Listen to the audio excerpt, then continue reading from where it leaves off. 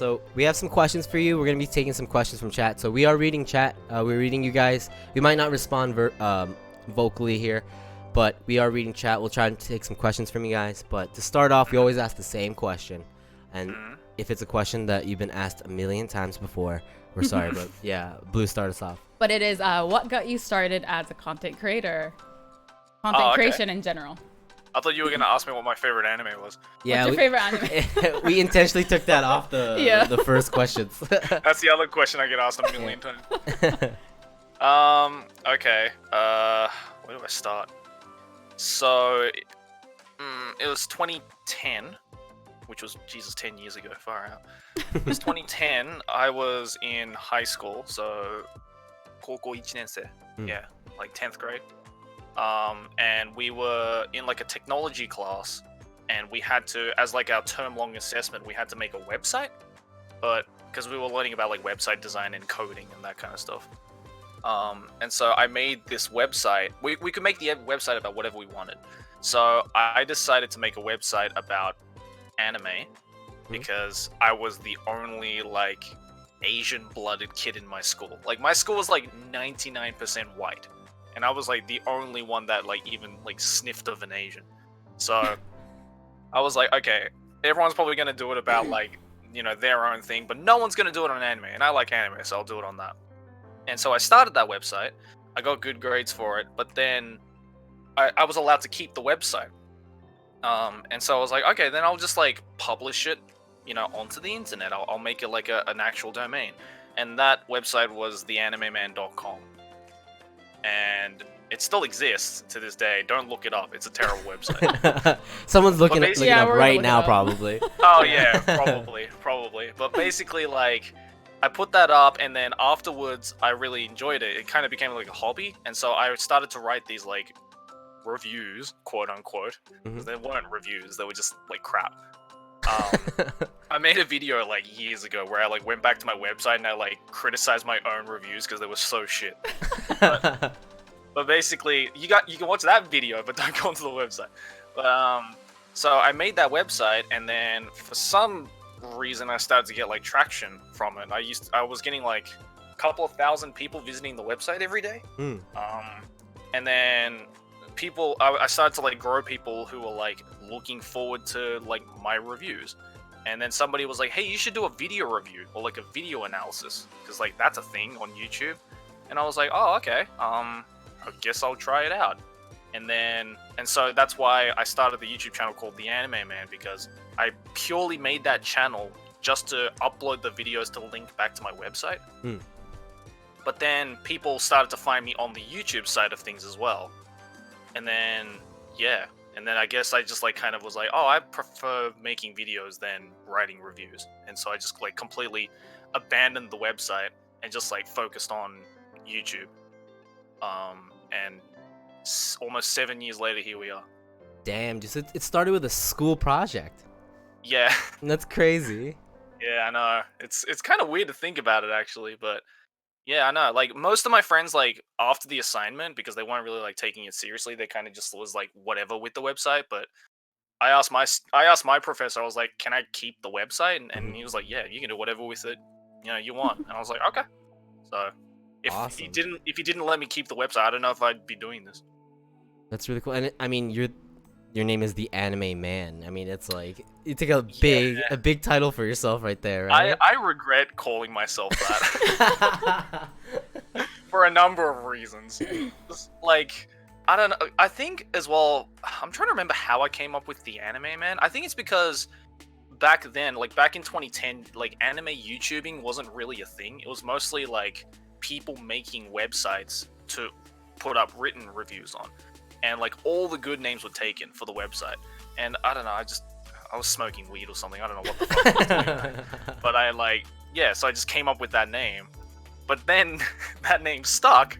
So now I'm basically fucked because I can't really do anything that's not anime content on the Anime Man channel. Otherwise that'd be really weird. It's with the traction that you have in like the fan base, like I mean, you could call yourself the Anime Man, but it's hard to become the Anime Man, and you obviously have become the Anime Man. So it's like, I mean, I guess so, yeah. Oh, you must have endless replies on Twitter of like you said at the beginning, like what's your favorite anime? What's the best one this season? Like it's the pressure Oh is yeah, on. yeah, yeah. I mean, like whenever I do a panel at a convention, at the beginning of the panel, I always tell people, I always say you can ask me whatever question you want, but there are 3 questions I don't want you to ask because I won't answer. The first one is what's my favorite anime. The second one is how did I get into YouTube, and the third one is how did you become friends with PewDiePie. And I say, like, don't ask me those questions because I get asked those questions a million times and I'm sick of answering it. Sil in chat just said, so what's your second most favorite anime? That's a good question. God damn it. So, this is a question. We hung out actually a week ago, and I made the mistake of asking a lot of questions that I was gonna ask on FeelsCozy. So I kind of like tried to figure out more questions, and one that I really wanted to ask, and I'm glad I forgot to ask you then, was, did you ever have a video that you were nervous to publish on YouTube? Yeah, a lot.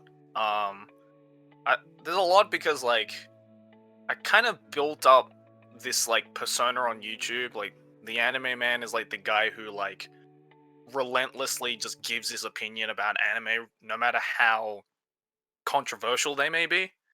Or like just like it's basically just like revolves around like a no bullshit policy, right? It's like I'm not gonna like sugarcoat my opinions on something. If I don't like something, I'll tell you why.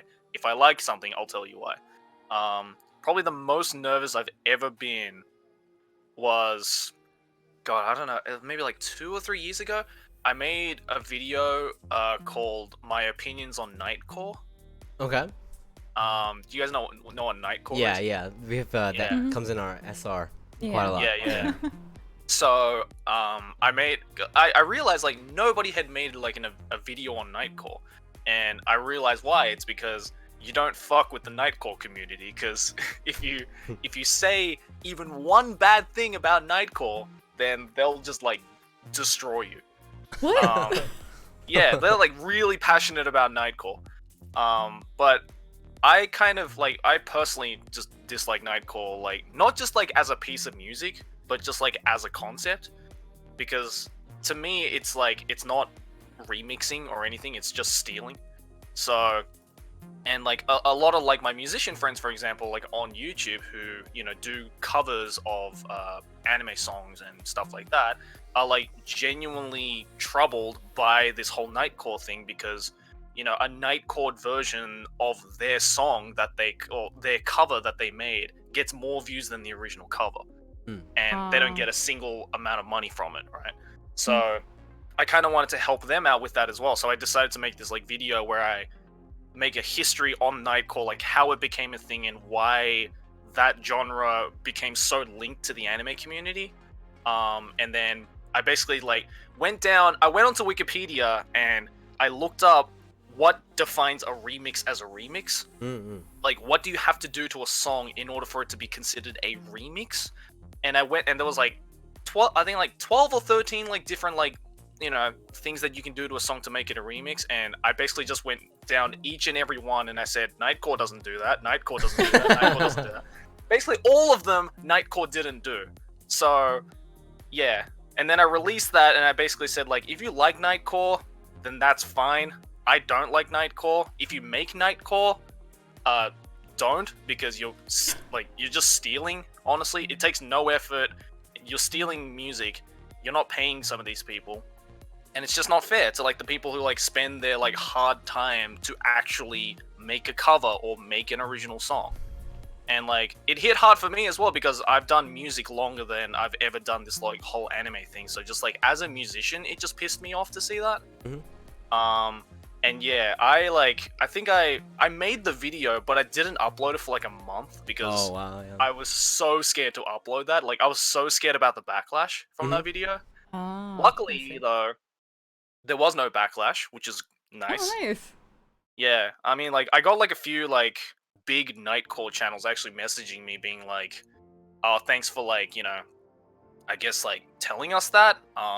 and like I'm sorry that we offended you. Like they were like really chill about it. They're like apologetic about it. Yeah, they almost. were like some of them were like legitimately apologetic, being like, "Oh, I'm sorry you feel that way towards Nightcore and stuff like that," and which like kind of made me feel bad, but they're just like one of many channels who do this, right? Hmm. Yeah, that's probably like I'd say that's probably the most nervous I've ever been about uploading a video. That But sounds terrifying. Yeah, but since then I'm pretty much used to it at this point. It's like it's weird, like a lot of my viewers actually watch me even though they disagree with everything I say. Which I think is like the best type of audience to have, especially if you're doing like an opinion-based channel, because that means that they're not following you because they agree with you on everything. They're following you because they're genuinely interested in how you think. Mm-hmm. And I think like I like that. Like I like it when I go to a convention, for example, and people come up to me and they like start having these like discussions about why my opinion on so-and-so anime is wrong. And they like give out like their reasons, and I'm like, I love that shit because I do that on video all the time. Right. And so like I like that because it shows that my audience actually has a brain to like think for themselves, because at the end of the day my opinion is just my opinion. Like it's not just because the anime man said it doesn't mean it's kosher, like so It's yeah. like Anyway. like for us too, like when on Twitch, like people don't come and watch our stream because we're good at games. It's not like Right. people just come because they want to hang out with us or shit on us or whatever it is. But like it's all in all, it's like they're there for you and they want to hear what you got to say. They want to hear what just hanging out with you, and also the people that you kind of like create this community or almost like family. Like, oh, if I go there, not just blue or gray, those people in the comment section for YouTube or the people in the stream will be there, like other friends. And so it's kind of this like you're not doing it for kind of the authority of it, but you're there just for the people or the streamer or the content creator themselves. So yeah, exactly. Yeah, I don't shit talk these like certain anime series because I want everybody to agree with me and like start a hate mob on the series. Like unfortunately that sometimes does happen because a lot of young kids on the internet just listen to whatever the person on the screen is saying, right? But like like the reason why like I openly say that I dislike Sword Art Online is not because I want people to start hating Sword Art Online. I just want to give you my opinion on it. yeah. Luke actually in chat asked your opinions on Sao. Have you seen it? Yeah. Yes, I have, unfortunately. So yeah, Crimson actually had a question, and I was gonna ask this question. It's in my list, like way at the bottom, but I'm gonna bring it up because he mentioned it, and we were talking about music. But as a music buff yourself, right? You have your project Ikuru, but what made you start releasing your own music to the world? I mean, before like the whole YouTube thing, as I said, like I've been doing music like since I was like, I mean, I've been playing classical piano since I was like 5 years old. And then during middle school and high school, I was in like 3 or 4 different like rock bands. So like music has been like a very ingrained thing in my life, like probably way longer than anime. And I don't know, like just during high school, like I wrote like hundreds of original songs and just never released any of it because I was just like too. Well, I mean, I wasn't satisfied with it because I was just kind of doing it for fun. But then one of my friends was like, "Oh, you should release it," and I'm like, no, because I'm so like harsh on my own like work when it comes to music, because I've listened to so much great music that I know what great music sounds like, and when I hear my own stuff, I don't hear that. Yeah. So yeah, so basically that happened. But then like I also thought about it like kind of like with this whole like anime man thing, like I kind of wanted to like try and expand my brand, quote unquote, my name, like kind of not away from anime, but like in a position where you think about my name and you don't immediately think of anime. So like I kind of wanted to be known for like all sorts of different things, like, and all sorts of different things that I like. So like that's why I like officially openly got into like voice acting and a lot of people know me as a voice actor now because of that kind of stuff, and I kind of want music to also be the same thing. Mhm. Like, because right now people only just know me as the anime man, but like I want people to just know me as Joey. So, and I was like, well, I like music, and I want to like get better at writing music and performing music. So I'll just release it, and just it's whatever. If people listen to it, then cool. If people don't listen to it, then it's okay because that's just there for me, kind of thing. And I mean, like, luckily, lots of people liked the first album that I released. Yeah, man. And like, I guess that just like motivated me to like start kind of experimenting with other genres that I enjoy making. But yeah, basically, like, Ikura for me is just like a dumping ground for like any musically creative things that I just want to like get out there. Because I'm kind of like, I do regret the fact that all those hundreds of songs that I wrote in high school are pretty much like gone now. Right. Um, Do you still know how to play all those songs too? No, probably. I mean, some of there's one song on the album, which I kind of rearranged, which I wrote when I was like 12, maybe. I forgot what the name of the song. I forgot what the name of my own song was. But yeah, it's in there basically. So some of it I know how to play because it kind of stuck to me. And like the next album that I'm writing right now, it has like a few songs that I wrote when I was like 14, 15 years old. So you're working on a new album right now.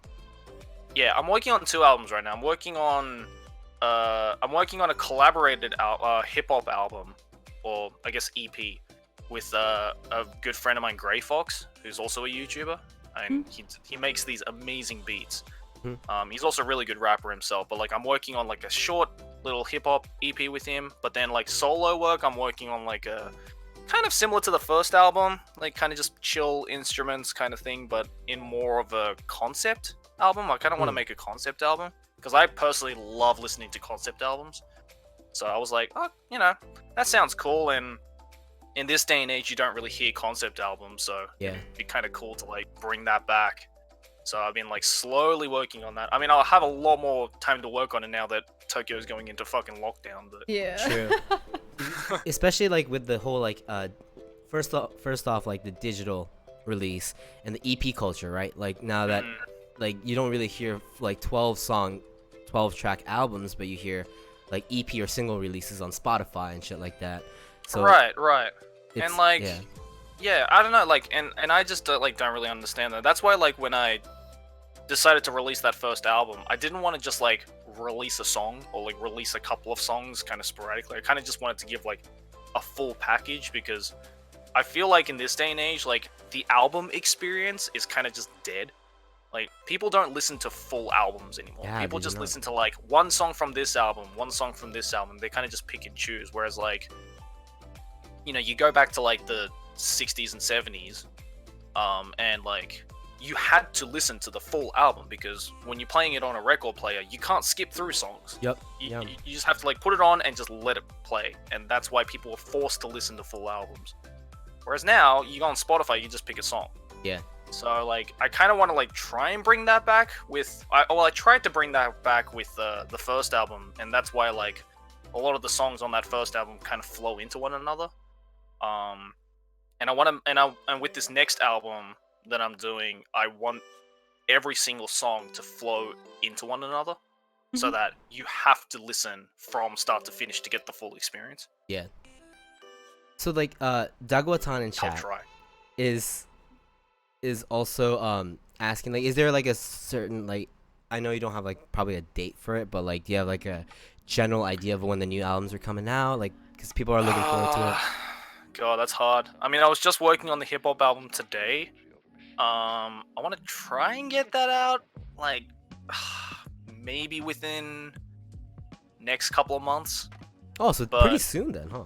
Yeah, I mean, we've been working on this since like early February.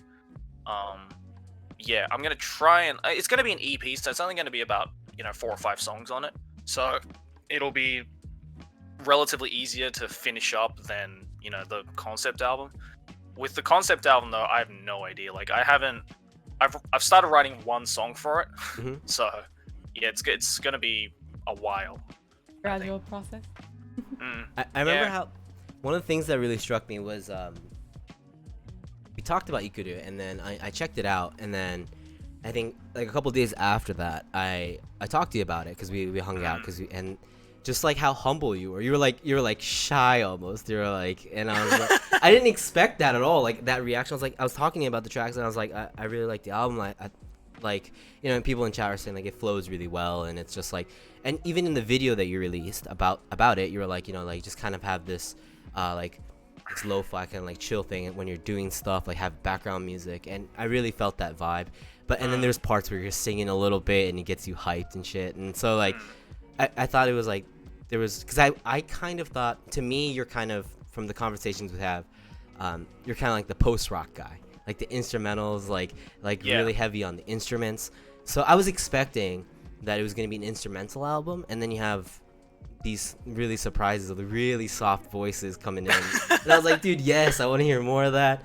I mean, like, yeah, I mean, originally that first album was going to be a fully instrumental album. The lyrics and like singing, I decided like last minute, and that's why the mixing on my voice is really shit. It's really soft in the back. I think it fits though. Yeah, I mean, like, well, that's the other thing, right? It's like I never really, I did sing in like the few of the bands that I was in, but I was never really confident in my singing because I've never gotten singing lessons or anything like that. Like I've never been like vocally trained or anything. It's just everything I picked up from just, you know, practice and listening to lots of different singing styles and going to karaoke a lot here. And yeah, I mean, karaoke helps, honestly. Yeah, it does, helps a lot. Yeah. So like that's my like singing lessons, really, just going to karaoke with friends. But yeah, I don't know, just like I've just really enjoyed just trying it out, and I'm glad people liked it. Obviously, you know, a lot of people are also very critical about it, which I appreciate, because it only just isn't, you know, gonna get me better at it. Makes sense. Yeah, it's Wait, so it's really cool. are you gonna be rapping in your hip hop album, or are you doing the instrumentals? Or really? That's fucking awesome. What? I want to listen. Yeah, I want to hear it. And upon request from Grey Fox, the producer for the album, he wants me to do all the rapping in Japanese. Hey, oh, really? dude. Yeah. Oh, that'd be fun. Yeah, so I'm like having fun, like trying to write rap lyrics in Japanese and like learning how to flow in Japanese. And That's again, crazy. like with rapping as well, like I never learned how to do it. I just listened to a fuck ton of hip hop and just kind of like picked it up. I'm like, oh, okay, that's how you flow. That's how you rhyme. You know, like this is how you internal rhyme. Just stuff like that. That's crazy. Yeah. So I'm gonna attempt that. I'm really nervous to release that EP, honestly. But like that was the only time that I decided to release like a teaser track. So like on my second album, which has been dead for years, I put up like one track that I did with Grey Fox where I rapped in Japanese, just to kind of like test the waters to see if my audience will even be into that kind of stuff. And it was like really, really positively received. So I'm like, okay, good. That tells me that I'm not 100% shit at rapping in Japanese. Let's go, dude. Yeah, so I'm kind of excited to release that. So yeah, again, hopefully like next couple of months. Like I'm thinking maybe like early May. Yeah. Looking forward to it. Dude, definitely gonna check it out. And I'm gonna tell you in person again. No. My feelings. We listened to it. Yeah. I hate it. So I kind of want to bring back like the topic to, you know, like the other. So we did the music, and then I kind of want to bring it back to like, I guess your main, content creation too. But man, I have a lot of questions. I don't know which one to ask, but what advice do you have? I mean, you're definitely like, I think it's you're a very humble guy, but I think it's hard to deny that you're one of the big YouTubers out there, and you've seen a lot probably on YouTube, and this might be a question you get a lot, but what advice do you have for someone that wants to start content creation today? Good luck. because it's fucking harder than ever to do. I give so much props to people who look at the current situation on YouTube with like the whole demonetization and all that shit, and think to themselves like, yeah, I'm gonna start a YouTube channel, because I don't know, like every year it's just getting harder and harder. Like it was way easier back in 2013 when I started to start a YouTube channel, because anything, everything goes, right? Like there was no demonetization, there was no any of that shit. So now it's like harder than ever to do that. And also just like the fact that, compared to like 10 years ago, like how many more YouTubers are there since then? It's like just not only is it a harder environment to start a channel, but also you have like a million times more competition, because like back when I started, the most subscribed anime YouTuber probably only had like 300,000 subs, maybe 200,000, something like that. And now, I'm not even the biggest one, and I have 2 million. So, like, definitely if you're gonna start, and this is just from the perspective of if you want to start an anime channel, but like, the audience has definitely grown more, which is good. But at the same time, the competition has grown more, because there have been hundreds of anime channels that have come out since then. So, and I think the same thing can be said for like any topic of YouTube. If you want to start a beauty channel, game channel, vlog channel, anything goes, right? Like, like when a channel, like 10 years ago, when a channel hit 1 million subs, that was a big deal. That was like, wow, this guy or girl is almost famous. Today there are literally thousands of channels with over 1 million subs, like, which is like, kind of cool, I guess, but also like it's bittersweet, because 1 million is a lot of people. Yeah. But I think to a lot of people who are just hitting it today, it doesn't seem like a lot of people, because the guy with the most amount of subscribers has over 100 million subs now. Yeah. So, yeah, I guess like, I don't know. If you want to start a YouTube channel today, I've always told people this, like, the one piece of advice I can give is to never think about fame. Like, ignore fame if you want fame. That's what I say. Like, don't start a YouTube channel to get famous, or to, anything like that, because every single person who started a YouTube channel in the hopes to get famous didn't end up getting famous. All the famous YouTubers out there became what they are because they did it for fun. And that showed in their early videos, and that's how they got their audience. It's really easy to tell when a person just starting out is doing it for the paycheck. It's so obvious. So yeah, it's hard to like ignore fame and all that shit, but just do it if you really enjoy it, because if you don't enjoy it, you're not gonna be able to do this. It's a fucking hard job. Yeah. Somebody in and chat. I'm sure... Yeah. Oh, sorry. Go. Sorry. Oh no, I was just saying, and I'm sure like streaming is the exact same thing too. Like. Yeah. I think content creation in general is getting a lot harder now, with a lot of like, since it's so easy to like for everyone to kind of start it up or like try it. I think there's a lot more competition than it used to be. Yeah. So yeah, I definitely agree. Yeah. So I kind of want to take some questions from chat here. I have two.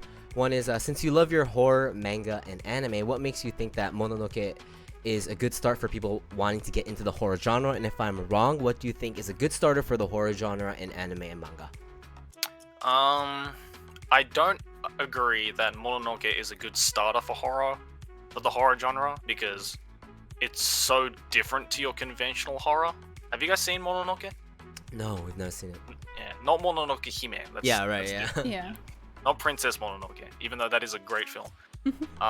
So in what year was it? I'm sure someone in chat will tell me. I think it was like 2010, 2011, something like that. There was a short 12-episode series called Mononoke, which I think is based off the manga of the same name, which I think, in my humble opinion, is the best horror anime ever made.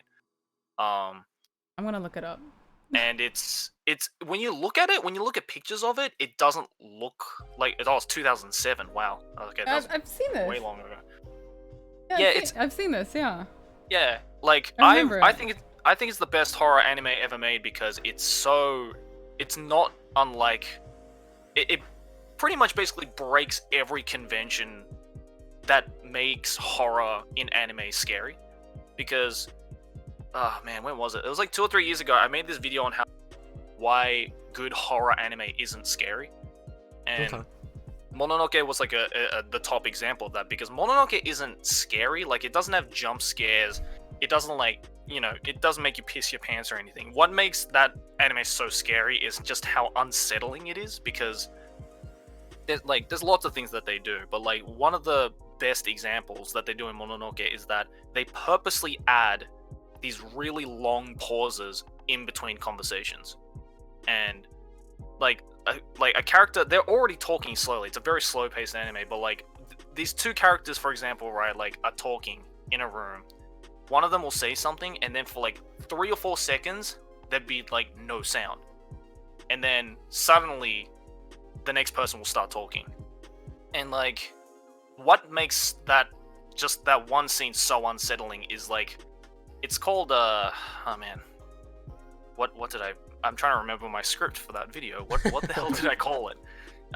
It's basically like, it's this whole idea of like the fear of uncertainty, that you don't know what's going to happen next, and that's what makes it scary. Like, you know, the reason why like a lot of like Japanese horror movies, for example, like Ringu or Ju-on or any of those, right, is so terrifying is not because it's like bloody and gory or anything like that, but because the characters in, say, like Ringu, for example, are facing up against something that they don't know what it is. Right. So because they don't know what it is and it's not human, it doesn't follow human ways to get to them. It, like, anything goes basically because it's a ghost, right? And that's what makes it scary. Like, these like very quiet sections in Ringu are one of the scariest parts of the show, because, or of the movie, because you don't know what's going to happen next. And Mononoke does that perfectly throughout all 12 episodes. So that's yeah, where the fear comes from. Yeah, it is. It's like, the whole time I sat there, and it's fucking terrifying because you don't know what's going to come next. And this is an anime about Mononoke, aka like Japanese mythical, you know, ghosts and ghouls and goblins and demons. So you already don't know what these things are gonna fucking do to the characters. Right? So you don't know if there's gonna be a jump scare. You don't know if there's gonna be a sudden like splash of gore. Like, you don't know anything. And they keep up that atmosphere the entire series. And yeah, it's great. But I don't think it's the best entry for horror in anime. I'm trying to think what would be the best entry for horror. Maybe, I don't know, there's so many different ways that anime does horror. So it's like, I don't know what do you guys think? Have you seen a lot of horror anime?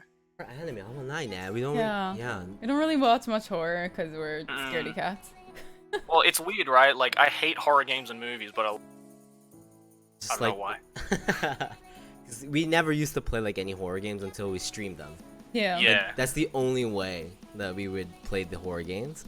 So right. Yeah, I guess. Yeah, I avoid those like the plague. I like, usually, nah. Yeah, I can't sleep at night if we play horror games, so right, we don't do it too often. Yeah, it's so weird. Like, I'll do everything I can to avoid watching a horror movie, but like, if there's a good Junji Ito manga, like, I'll fucking read the shit out of it. Like, there's a so game weird. now, like, based on that art style, on Junji Ito's. Oh, really? Yeah, like an old school RPG style game. Yeah, someone in chat actually recommended it to us. Yeah, maybe you want to check that out, just for like. Yeah, sure. I'll check it out. When it comes to like, maybe like a good starting point would be something like Higurashi no Nakakoro ni, or Another, or Shiki. And what else could there be? Yeah, probably those 3 would be like the best start, because like those 3 kind of follow the conventional styles of horror, whether it be with gore or jump scares or just creepy imagery. Not to say that those shows are bad. Like, they're all great. But I'd say that's the best intro. And if you like those shows like that, then you can go on to a little more obscure and abstract horror anime, like, you know, the aforementioned Mononoke, or there was this short set of movies that were written by Otomo Katsuhiro, the creator of Akira, called Memories. It's like 3 different movies, all produced by Otomo Katsuhiro, but done by different directors. Yeah, and the first movie in that collection is called Magnetic Rose, and that one is directed and produced by Otomo Katsuhiro, and that's a fucking amazing movie. Like, if you like Akira and stuff like that, like, it's like Gotta check it it's out. like Akira. It's Akira in space. That's essentially what it is. It's awesome. I love it. Man, But so yeah. so many new things that we like. Yeah. So many titles we have to catch up on. すごいね、やっぱり。さすが。すごい。Yeah. 好きだからね。 Yeah. There's people in chat. Yeah, Shiki's the best intro to anime movie. Says. Yeah, Shiki has a great manga as well. Major says, glad to know another was on your list since I actually watched that one. Yeah, man, it's pretty crazy. Like, honestly, like, we didn't know how extensive the horror anime genre is. Like, It's like, I feel the horror genre just doesn't get a good rap because, I don't know, so many people just think like, oh yeah, horror, like, anime is not scary. It's like, you know, so horror, so like having an entire genre of horror in anime for a lot of people just doesn't make sense. Yeah, but it's definitely new. Yeah, but I really enjoy it. I definitely though say that like the horror manga scene is definitely more better than the horror anime scene. I feel horror anime is kind of falling behind compared to what the manga world has done, but there's still some good horror anime out there, I think. Check it out. I haven't seen too much of it, Yeah. so something we could definitely look into. Yeah. Hopefully it's not I too mean, like- scary. Well, I mean, like, you know, in terms of manga, like, you have people like Junji Ito, Right. Yeah. you know, who is like, Legend he can make status. anything fucking scary. Yeah, for sure. Yeah. Or like, if you go like way back, for example, like the man who inspired Junji Ito was a guy called Umezu Kazuo. Oh yeah, yeah. You know, like his stuff as well is super unsettling. Hmm. So, and it's like that kind of stuff is really difficult to translate to animation. I mean, they tried with Junji Ito. They made the Junji Ito collection anime, and that was absolute crap. So, That wasn't good. yeah. But but I think this year they're doing an anime adaptation of Uzumaki by Junji Oh, Ito. really? Oh, They're- I think someone mentioned that in our yeah, Discord. Yeah. but I'm really excited because I looked at the trailer and it's legit looks like the manga. So it's Like it's like all in black and white. Oh, Oh, wow. what? Yeah, it like looks like they took the manga panels and just animated over it. Oh, So- that's Ooh, cool. nice. I should Yeah, watch so I'm like that. really looking forward to that, and I really hope it's good and they don't fuck it up. So, yeah. When is that coming out? I don't know, not this season. Okay. So probably in the summer, I assume. I mean, Okay. knowing Japan, they're probably gonna release all their horror stuff in Horror, the summer. yeah. So, Yeah, that's true. yeah. So probably in the summer. So like June, July, I reckon. It's like, yeah, Japan, like with the horror summer season, it's always like the scary ass stories and Yep. shit like that. It's to cool you down Yeah. with cold sweat, Yeah, right? Yeah. that's what they tell you. Yeah. Blue, can you ask the next one? I'll be back in just 30 seconds. I'll be back in a second. Okay. So, Blue, please go ahead and ask the next question.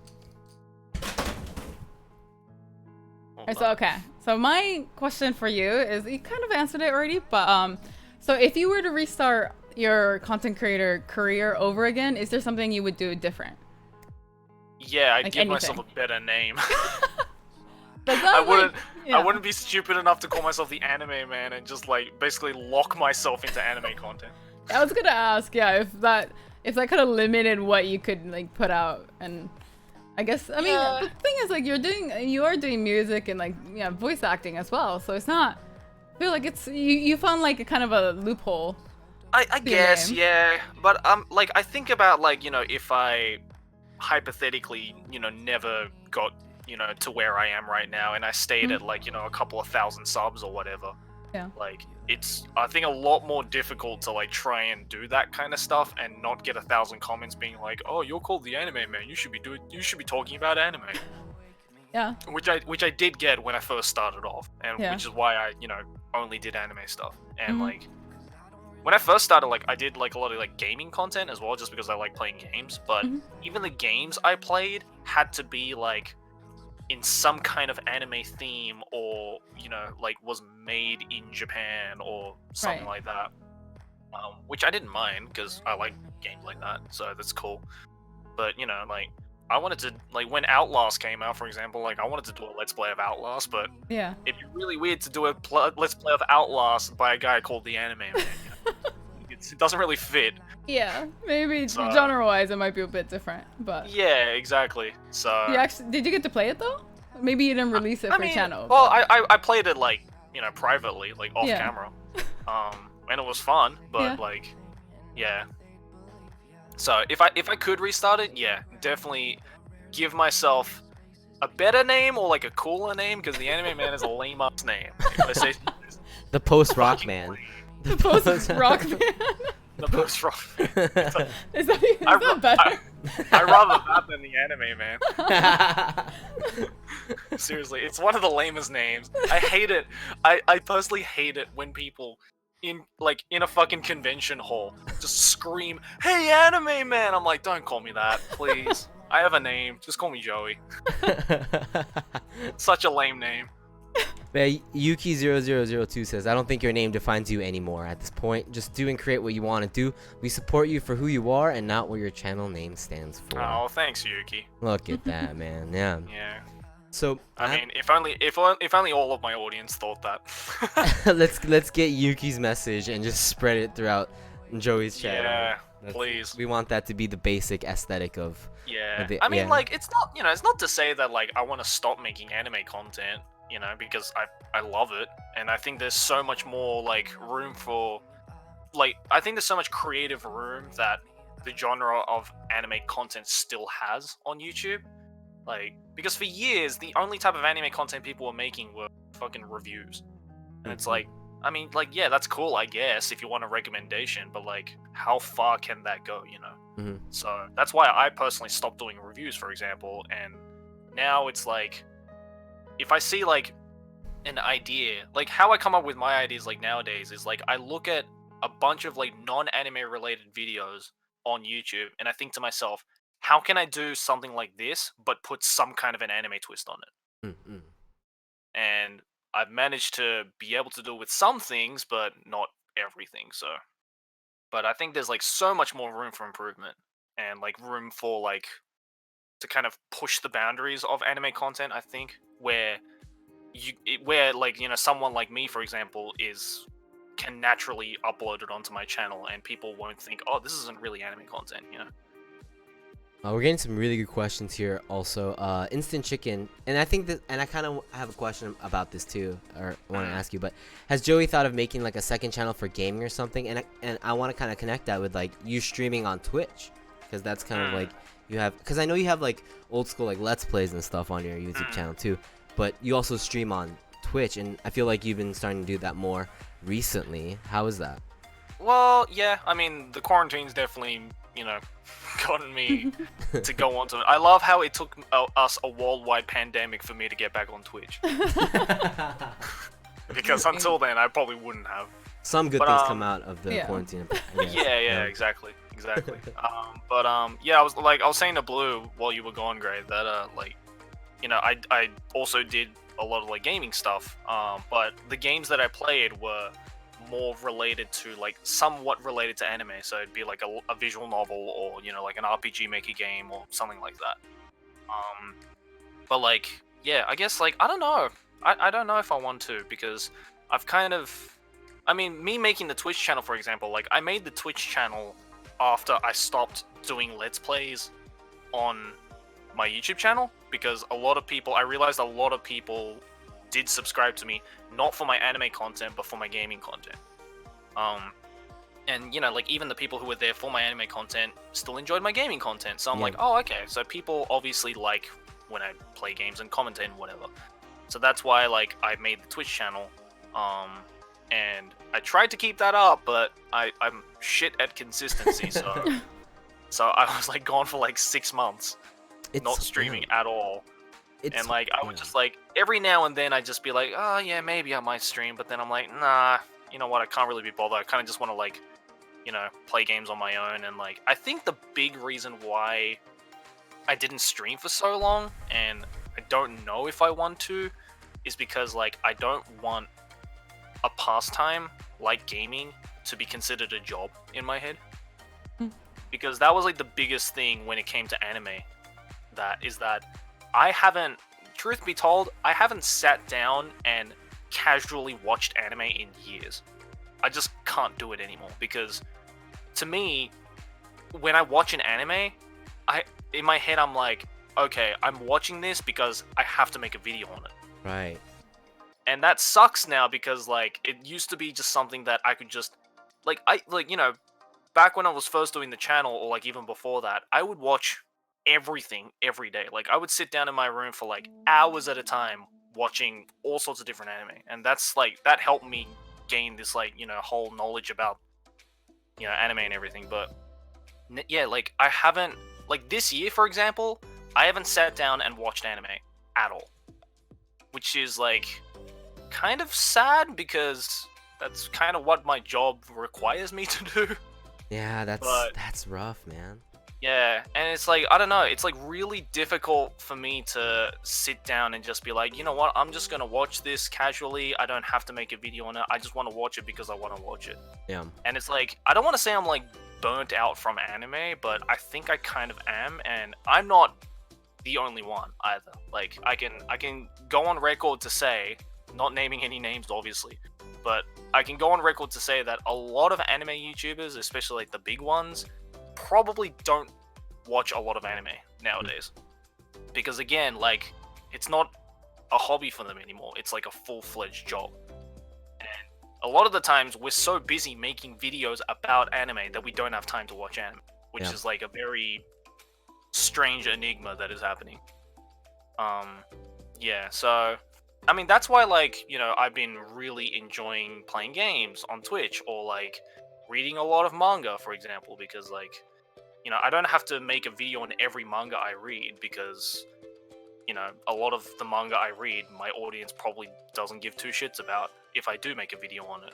But like, anime, for example, is like, everybody is so on top of every anime that ever comes out, this, like, every season, that, like, what more can I say about fucking My Hero Academia that hasn't already been said, Yeah. Yeah. Like, or like, what more can I say about fucking One Piece? Like, I want to make a video on those, for example, but it's like, if I do make a video on those, then I want it to be something new and refreshing and something that no one has heard about yet. And it's like, you don't need me to make a video, for example, on My Hero Academia. Everyone fucking knows My Hero Academia at this point, right? So it's like, what's the point? So that's why I'd rather make a video, for example, on like this one manga series that probably nobody has ever heard of, and I want people to know, because that's more exciting for me, because I'm touching upon something that nobody else in the community has touched upon, most likely. Right. And like, that's exciting for me. And that kind of excitement existed 10 years ago in the anime YouTubers scene, because 10 years ago, when I started, like, the whole, like, online anime community was nowhere near as big or committed as it is today.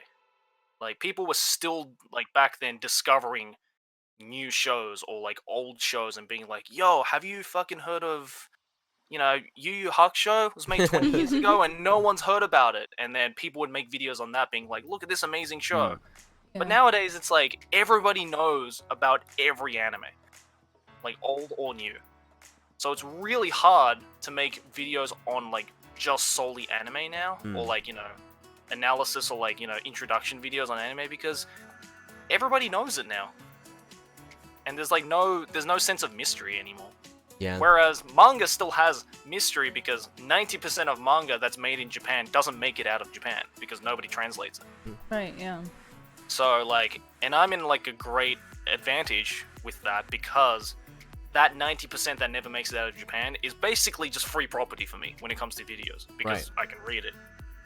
So that's why you've been seeing a lot more, like, manga content on my channel recently. Yeah, someone earlier said you should rename your channel to The Manga Man by now. The Manga Man. Yeah. The Manga Boy is, like, a one that I get a lot. Yeah. That I mean, being- like, I would if I could. That being said, though, kind of touching on what we mentioned before, even the major anime, I'm sure, like, me being one of them would be, even if it's like My Hero and it's like, you know, beating a dead horse, I think people would be interested in because it's you, not because it's just a common opinion or whatever, like, to hear your specific opinion because they're fans of you. Oh yeah, of course. I think that would be like, I think that's also interesting to kind of like take an anime that everybody's talking about, you know, and hear your opinion about it too. I mean, no, of course. Like, I'm sure there are a lot of people who would just be like open to hearing what I think about it, even if I may be repeating, you know, 100 people's different opinions about it. But from my perspective, it's like I would rather do something or talk about something that I'm genuinely interested in. Makes sense. If I'm gonna spend the time to make a video on something, you know, Right. not just because like, not just because I want the clicks, because it's My Hero Academia, you know, like I couldn't really care less at this point, honestly. And also just like when it comes to like My Hero Academia, it's just like I have nothing interesting to say about it, honestly. Like, I just think it's an okay show. Yeah. Yeah, I know, controversial. It's not the greatest show in the world. Wait, you don't think Demon Slayer is the best anime last decade? I mean, you want to know the truth? I haven't even watched Demon Slayer. Oh, that's huge news right there. Yeah, I know. Oh no, I've said it in video. Okay. I haven't seen a single episode of it. Like, I've seen a lot of GIFs online of it. So like, and it's, you know, just from like the information I know about Kimetsu no Yaiba, like, you know, the whole fact that it's like animated by Ufotable, like, I know what Ufotable is capable of when it comes to animation. Like, I watched all of Fate, right? So like, I'm aware that that studio can do amazing animation and amazing storytelling. So of course, I knew that Kimetsu no Yaiba was going to be huge because it's Ufotable and Shonen Jump. Of course, it's going to be big. But I just haven't been interested in watching it because it's like, again, it goes back to that whole thing of like, why would I bother watching it when I'm not going to make a video on it? Yeah, makes sense. Yeah. Makes sense. Yeah. So that content creation in Japanese, shokugyo byo, right? Like, it's that mindset. Yeah. Exactly. I mean, like, I'm probably gonna go read the manga, if anything. Like, I've heard from like my local friends here that the manga is actually better than the anime. Oh, really? Yeah, like, just like how they, like, you know, there was like a slight like pacing problem with the anime. A lot of people have said, as good as like the animation is, like, the story was kind of paced weirdly. I can agree with that. It was yeah. And it's like, you know, rather than waiting for a movie, I'm probably not going to go watch. I'd rather just read the whole manga. Yeah, in one go, right? Yeah. Yeah, but then again, it's like, you know, it's like, I feel like the same thing can also be said for manga. It's like, why would I go and spend my time reading, you know, 20 volumes of Demon Slayer when I can go and read 20 first volumes of manga that no one's ever heard? Yeah. I'd much rather do that. And as somebody that kind of like, I definitely agree with that. And for me, I would be more interested in hearing about that more than. So I agree with you. Like, I can see where that mindset comes from. Yeah. It's like, you know, if I'm gonna show you guys anything or like talk about anything, I'd rather it be something that's new for the both of us. Yeah. Like, for me and for my audience. Yeah. Makes sense. So I don't know if you can kind of like think about this off the top of your head, but and it just popped in my head while we were talking about this. But what's the longest? What's the video that took the longest for you to film/edit? That took the most time? Took the most time. That'd probably have to be the I spent 41 days reading all of JoJo's Bizarre Adventure. I saw that video. Because it did take me 41 days to read all of JoJo, and I had to film all of that.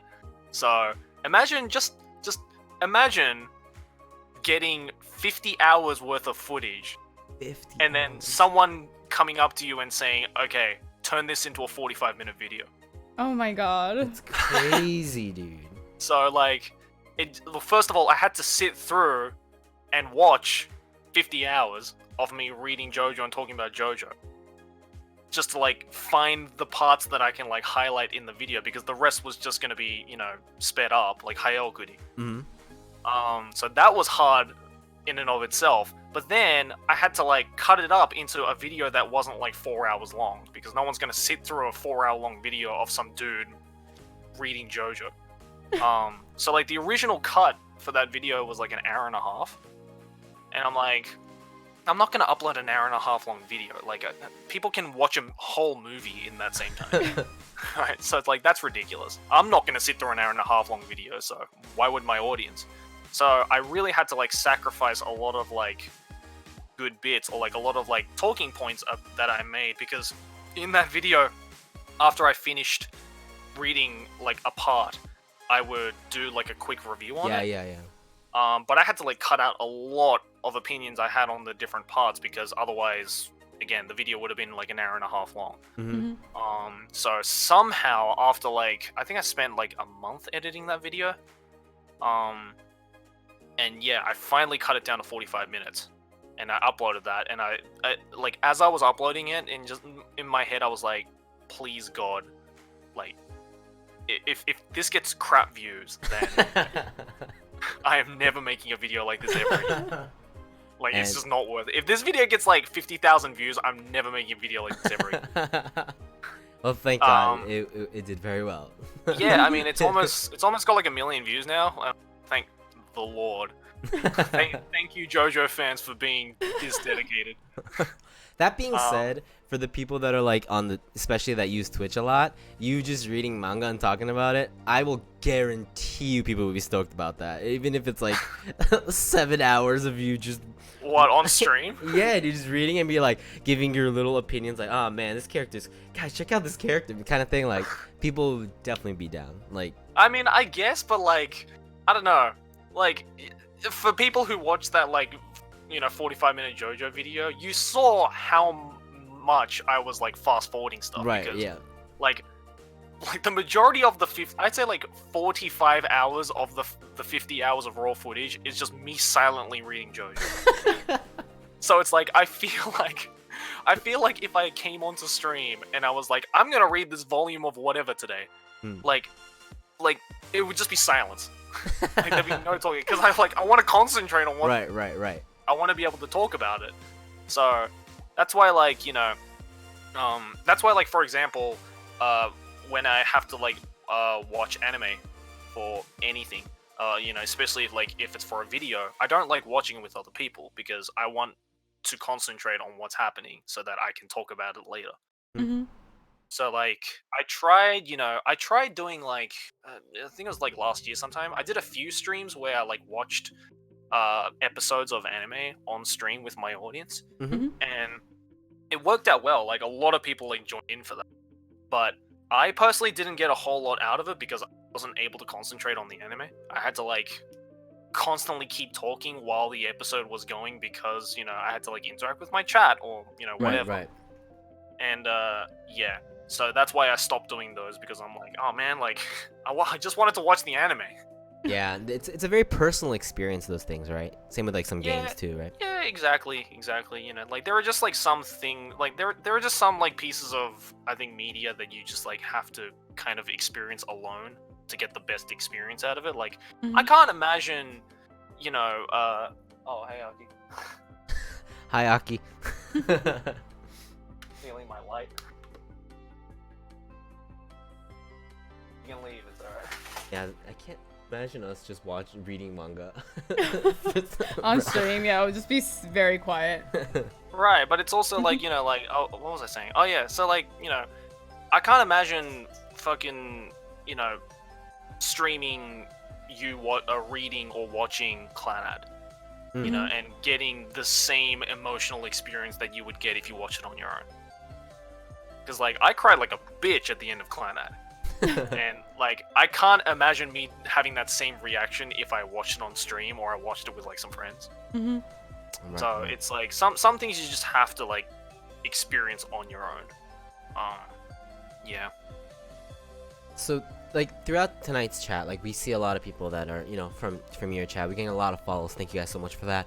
But we definitely see the love of, you know, for for you. Joey, in chat, and I kind of have this weird question that with the community of your size, right? There's the people that are in this chat right now, and mostly just very, very positive, you know, like really cool. But with a community your size, there's got to be some people that cause problems somewhere else, you know? Yeah, you know what hate I mean? my guts. Yeah. Or it's the ones that's even worse, where they stand by you, but you know those people that agree with you that you don't want them to agree with you because you don't really agree with them? Like, it's the people that, like, stand by you and they kind of, like, they're stands, right? But they cause problems somewhere else. So my question is, like, as a content creator with such a big community, do you feel responsible if your community member or somebody in your community does some stupid shit somewhere else? Do you feel responsible for that? That's hard because morally I should be saying yes, because as you said, like, you know, I think the main consensus for someone who has a large following is that they have to control their following, because whatever they do or say will be directly reflected onto their audience. So if someone does something fucking stupid and then they find out that that person who did something stupid is a fan of some YouTuber or some content creator, then that looks bad on the content creator. Luckily though, I'm pretty confident to say that my audience out of all the other AniTubers is probably the most responsible and the most mature. Like, you know, my audience, you know, loves to meme and fuck around on the internet when they want to, of course. Like, I'm not saying, like, fun is not allowed. Yeah. But, like, I think out of, like, especially some, like, big AniTubers I've seen and their communities that they have, compared to those, I think my audience is pretty freaking chill. You know, they know how to behave quite a bit, I would say. And I think, like, as well, one of the biggest indicators of a content creator that has a really chill audience is that if other content creators, you know, actively approach that person, right? So, like, if someone has, like, a really, like, toxic big fan base, then other YouTubers and content creators are going to see that, and they're going to immediately associate whoever the ringleader is as this really irresponsible and bad person, and that doesn't attract other YouTubers. That doesn't attract other content creators. I think one of the biggest reasons that I have luckily been able to become quite close with a lot of, like, big and small content creators is because my audience, I think, is really mature, and they really, like, make me look good, and they make, like, the Anime Man community look like an inviting and cool place to be in. Yeah, so I think, yeah, so I'd say, like, yeah, you know, of course, every now and then there are people who come and join the community and are, you know, just shit talkers, and they love stirring crap up and, you know, become quite toxic. But I think I've built up my audience pretty well with just how mature they can be. And, like, you know, I always say it in my videos as well. Like, if I give an opinion on something, I always preface it by saying, this is just my opinion. You are very, you know, welcome to agree with me or disagree with me. But regardless of what you think, I just don't want you guys to start a fucking fight. Right. Because at the end of the day, we're talking about Japanese cartoons. It's not the end of the world. Right? Like, it's not... how you feel about a certain anime is not going to determine the fate of the world. So, like, if you do, like, want to, like, discuss it with someone, just make it, like, a friendly discussion, right? Yeah. Like, just be civilized about it, and we'll be chill. And I think, like, a large majority of my audience has followed that and agreed to that. And it shows, because when I go to a convention and I meet my fans, and they want to start, you know, some kind of a discussion with me about anime, a lot of them are really freaking mature about it. And I always leave that conversation being like, you know what, that was a really great, chill conversation. Even though we agreed to disagree with our opinions, it's cool, because I respect your opinion, you respect my opinion. Hey, we like anime. Yeah. Cool. you know. Absolutely.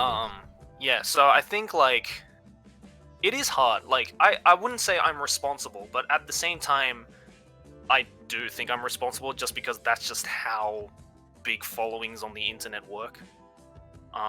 And it's like just from seeing the other side of the spectrum of how crazy some audiences get because the ringleader is just an immature, irresponsible little turd about it.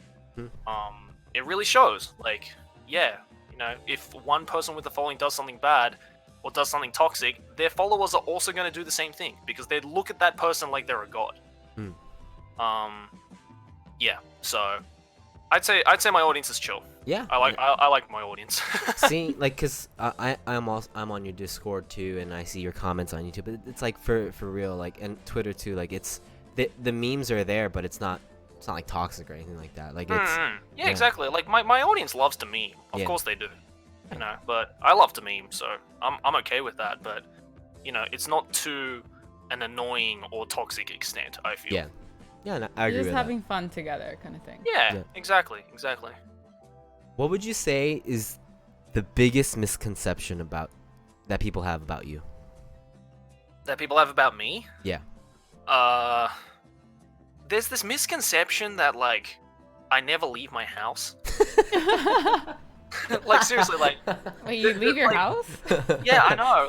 Like there's this misconception that like I'm home like 6 days a week, like reading manga and watching anime, or like there's this like huge misconception I think to a lot of like especially like new fans that think that like anime is the only thing I care about in this world, whereas Yeah. like no, I have like I'm quite known among my like personal friends as having like the one as being like the one guy that has like a million hobbies because I love doing so many different things other than watching anime or reading manga. Like I like reading like regular books, I like playing music, I like playing games, I like fucking, you know, writing, just anything. There's like a lot of things I like, and one of the things I love doing is going out with my friends to hang out.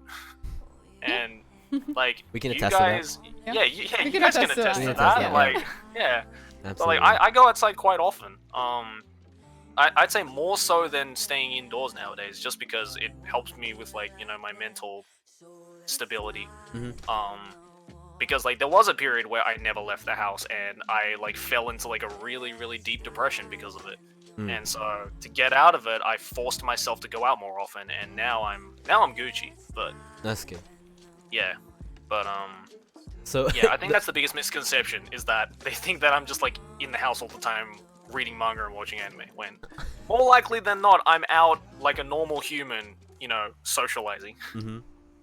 I can And I definitely. think I think that's like one like I think that's like one huge message I want to like try and project to my audience, is that just because you like anime and you're otaku, it doesn't automatically mean that you have to be this antisocial, you know, like hikikomori about it. Like we've gone to the point now where like liking anime, it's like liking comics or liking games. Yeah. And like you can like anime and all these like weeby shit and still be a very sociable person, and that's what I like aim to be, and that's what like I want my audience to know is an okay thing. Like you can do that. It's totally fine. I think we're past the point now where society or like people are gonna like start fucking criticizing you, being like, oh, you like anime? Ew, get away from me. Like no one says that anymore. Yeah. And if they do, they're a boomer, right? Like so. Yeah. So don't even Like, people- interact with them anyways. Yeah, it's Yeah. like people our age are pretty aware of what anime is and how normal it is now. So Yeah. yeah, that's what I wanted to try and project, I guess. It's a big message. It's very important. Yeah, that's actually a good interesting misconception. I think a lot of people feel like, especially like big YouTubers and stuff, like unless they're IRL YouTubers where they do like vlogs and stuff, people have this image that they're just like in their house all the time and like can't function in a social situation and whatnot. But like every single streamer slash YouTuber that we met, like not true at all. Like everyone's like, They all have a social life. yeah, they might be Very a little different from active their outside kind videos, of but thing, yeah. it's, you know, they're real like, people. Like you guys can attest to the fact that like I almost never talk about like anything anime related unless I get asked about it. Yeah, I like think not at all all. we talk about is like JoJo sometimes. So that's about Yeah. it. Yeah. Right, exactly. But like that's Yeah. fine because like JoJo exceeds anime, right? It's Yeah, a- that's like a whole that's different its level. own thing. It's Yeah, a that's its own lifestyle. thing. Yeah, It's a exactly. That's its, lifestyle. that's its own thing, so that's okay. Yeah. But like, I very rarely like be like, oh, I watched this anime the other day, or like I read this manga, Oh, because yeah. like I want They to talk don't- about other things. Like, Yeah. Exactly. Yeah. You don't yeah. mention Nah. it. Yeah. I always Yeah, feel exactly. and like I feel like bad like if I'm just like if you're trying to get away from the content creation, but I always have like questions that I want to ask about that like when we hang out. So I always feel kind of bad like you probably no, want to no, just no, like no, no. leave that. no, like no, you guys are like, I consider you guys like personal friends, so you can Mhm. ask me whatever the fuck you want. Like I'm fine with that. So that's fine, but Thank know. you. Yeah. Yeah. Nice. So, do you have any? Yeah, I mean, we already are at the hour mark, so we need to kind of wrap this up a little bit. But Mhm. Blue, if you have any questions, like closing questions. Well, I did have a question, but I think you kind of answered it. Mm. And it's like, if you get this question, I'm sorry, but I just want to know like, what's one like just manga series that you just really can't get into? Like you tried it, but you just really couldn't get into. Like it doesn't have to be yeah, it could be some obscure one, but just like yeah, you just really couldn't handle it and you just ended up putting it away, kind of thing. 'Cause there's probably some weird shit out there, right? So I'm just curious if you like come across any that are just so yeah. I mean, like, it's weird because most of the anime I don't get into are like the popular ones. Mhm. Like, weirdly enough, like all the obscure shit that I've read, like Mhm. most of it is pretty interesting because Yeah. it is obscure and like it's quite new and refreshing. One manga I guess that I tried multiple times to get into, but in the end I just couldn't finish was Naruto. Mm. Oh. Like I don't know, just something like I really enjoyed certain parts of Naruto, and I understand the absolute like huge fan base and hype behind it. But just like a lot of parts of Naruto and just like I don't know, I just couldn't get into it. I don't know why. It's really weird because it's like when it comes to like, it's like my Sedai, right? Like it's Yeah. right I'm like right in the middle Right. of the Naruto Sedai. Yep. So you'd think I would get into it, but it's really weird because I never could. And I don't know why. Mm. I really enjoyed, like the tune-in exam arc and like the pain arc and like even the first like couple of volumes of Naruto, when like everyone's still a kid and whatnot. Like I really enjoyed like certain sections of Naruto, and it's like really memorable to me, but as a whole, there were just so many times where I would just like read a little bit and I'd kind of get bored and drop it, and then I'm like, okay, you know what? Should probably pick it up again. Try it again, and then end up dropping it, and then I never finished the manga because after the pain arc, it just kind of got like stale for me, and I was like, I'd rather read something new and interesting. Mm. Yeah, so I guess like that's like one big series I never got into, and then the rest are kind of just like ones that I just don't think are very good to begin with. Yeah. Mm. So like Fairy Tail I think is kind of crap, to be honest. Yeah. And I'm not the only one who thinks that either. A lot of people think that. It's just Mashima Hiro's writing is very questionable. But if I was like 12 years old and Fairy Tail was the first anime I ever watched, I would think it's a fucking masterpiece. So I understand why kids are into Fairy Tail or Naruto. I think that's completely acceptable. I just, as a 25-year-old, I just can't get into Fairy Tail. Yeah, So- makes sense. Yeah. Yeah. I'd much rather read something like, fucking Oyasumi Punpun or Berserk or Vinland Saga or something, I assume Poop is the super depressing one, right? Yeah, but it's one of my favorite manga. Yeah. So I do have another, like, a fun question. So one of our community members couldn't be here today, but apparently he's a big fan of yours, and he wanted me to ask, who's better, Hanekawa or Senjogahara? I don't know who that is, but... I guess, so they're both characters from the Monogatari series, which is like... If I had to answer what my favorite anime is, it's probably the Monogatari series. Okay. And Senjogahara and Hanekawa are both characters from... Waifus? Yeah, Yeah. they're waifus from the Monogatari series. So clearly, your friend like is aware that I'm huge into the Monogatari series. Hmm. Man, that's hard. It also says, and no, Shinobu is not an answer. Yeah. Yeah, because Shinobu's my waifu from Monogatari. Okay. Jeez, I don't know. They're both good. I'd probably say Senjogahara, but only by like a little bit. It's a close call. It's a close call. They're pretty much on the same level for me. Like it's like Shinobu and then Kambaru and then Hachikuji and then everybody else. We gotta watch this. All right. I need my waifu tier ranking on this. All right. So, there you go, Tree. There's your question. Yeah. Hope I answered it. Yes. Thank you. I want to ask one last question. I know that was supposed to be the end, but what do you think you can do to become a better content creator? Take risks, I think, is the best thing. Like I think I'm at a point now, luckily, where I've gotten to the I think level where I can really make any kind of content, and more likely than not, my audience will watch it.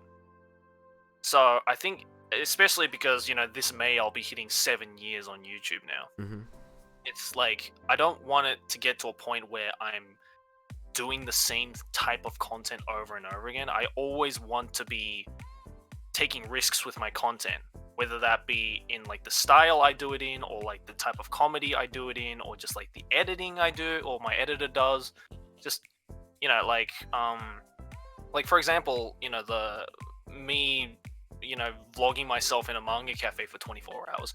Yep. If you asked me to make that video 5 years ago, there is no way I would have done it. Mhm. Just because it would have been way too risky. It would have taken too much time to make, to film, to edit, and the video might not even have done that well. But I decided to do it because I wanted to try something new, and that hopefully my audience will enjoy.